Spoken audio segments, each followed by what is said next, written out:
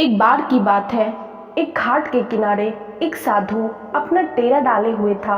वह वहाँ दिन भर बैठा रहता और बीच बीच में ऊंची आवाज में चिल्लाता, जो चाहोगे सो पाओगे।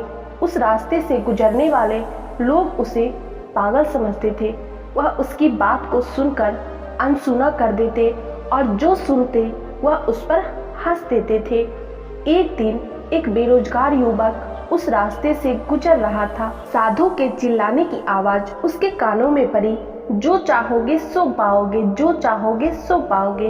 यह वाक्य सुनकर वह युवक साधु के पास गया और उसे पूछने लगा, बाबा आप बहुत देर से जो चाहोगे सो पाओगे चिल्ला रहे हो, क्या आप सचमुच मुझे वह दे सकते हैं जो मैं चाहता हूँ?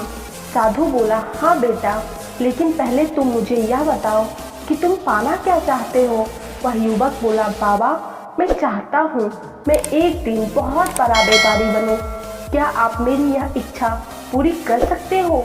बाबा बोले, बिल्कुल बेटा, मैं तुम्हें एक ऐसा हीरा और एक ऐसा मोती देता हूँ जिसे तुम जितने चाहो हीरे मोती बना सकते हो, अपना व्यापार बना सकते हो। साधु की बात सुनकर युवक के आंखों में आशा की किरण जाग उठी।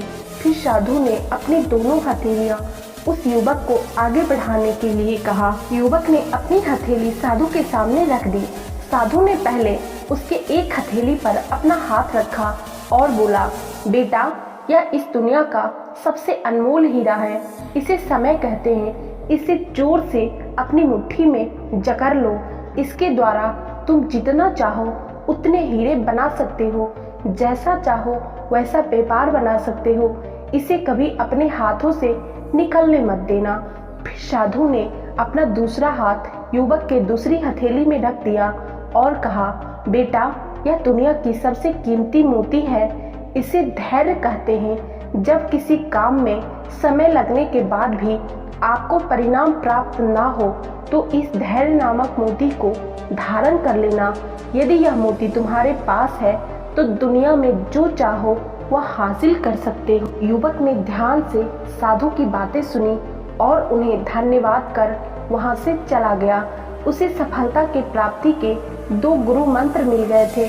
उसने निश्चय किया था कि अब वह कभी अपना समय बर्बाद नहीं करेगा और सदा धैर्य से काम लेगा।